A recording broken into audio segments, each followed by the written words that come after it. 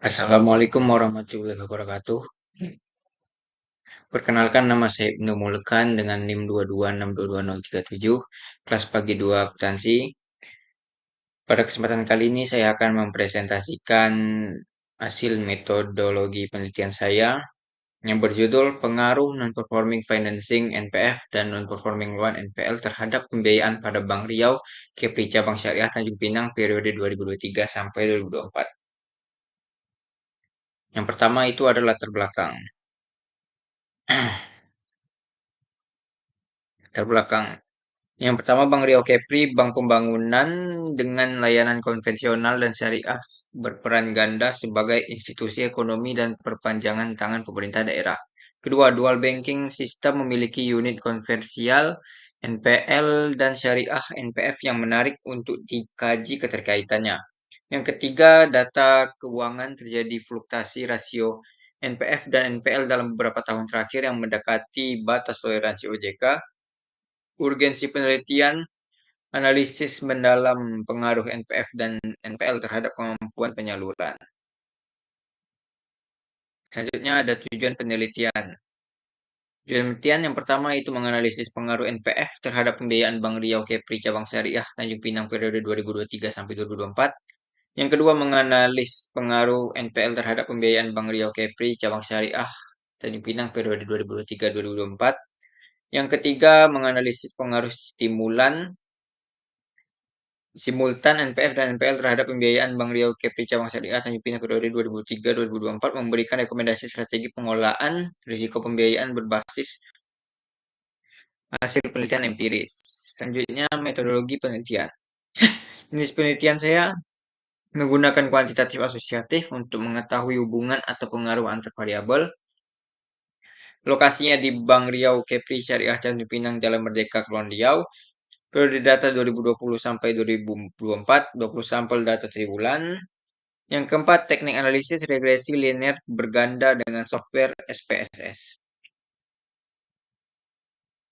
Teknik analisis data. Yang pertama, statistik deskriptif menggambarkan karakteristik data min, max, min, standar deviasi yang berarti min itu berarti rata-rata menunjukkan nilai tengah dari data, max nilai maksimum dan nilai tertinggi dari data, min nilai minimum nilai terendah dari data, standar deviasi mengukur seberapa besar penyebaran dari nilai rata-rata. Yang kedua, uji asumsi klasik, normalitas, multikulturalitas, heterogeneisitas untuk validasi model. Uji normalitas adalah untuk melihat apakah data residual kesalahan prediksi menyebar normal. Jika normal, model bisa dipakai dengan baik. Yang kedua, uji multineraritas untuk mengetahui apakah antar variabel bebas X dan X saling berhubungan terlalu kuat. Jika ia bisa mempengaruhi hasil regresi dilihat dari nilai VIF harus kurang dari 10 atau tolerance harus 0,1. Selanjutnya uji heteroskedastisitas untuk melihat apakah variabel residual punya varian yang sama di semua tingkat X. Jika pola menyebar acak berarti tidak terjadi heterosekadisitas. Yang ketiga adalah regresi linear berganda. Y yang ada pembiayaan atau variable dependent, X1-nya NPF atau non-performing financing, yang X2-nya NPL, non-performing loan atau variable independent, A-nya konstanta, B1 B2-nya adalah koefisien regresi, E-nya error atau kesalahan model. Uji selanjutnya adalah uji hipotesis. Uji hipotesis digunakan untuk mengetahui apakah pengaruh yang ditemukan regresi signifikan, uji T atau uji parsial, untuk melihat pengaruh masing-masing variabel bebas secara sendiri-sendiri terhadap jika nilai signifikan kurang dari 0,05 maka variabel tersebut disebut berpengaruh signifikan. Selanjutnya uji F atau uji stimulan untuk melihat pengaruh semua variabel bebas secara bersama-sama terhadap Y. Jika nilai signifikan kurang dari 0,05 maka model regresi layak digunakan. Selanjutnya adalah koefisien determinasi R. Mengukur seberapa besar NPF dan NPL menjelaskan variasi pembiayaan.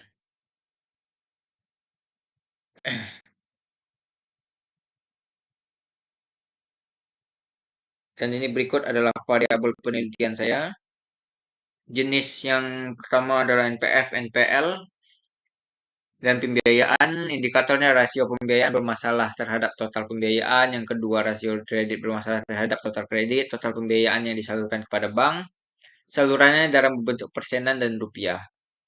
Dan kesimpulannya, NPF dan NPL merupakan indikator penting yang mencerminkan kesehatan bank dan kualitas manajemen risiko. Dan kedua, tingginya rasio pembiayaan bermasalah potensi menghambat fungsi intermediasi bank. Bank Dio Kepri dengan dual banking sistem memberikan perspektif unik dalam analisis risiko. Yang terakhir, penelitian ini akan memberikan bukti empiris untuk perbaikan strategi manajemen risiko pembayaran.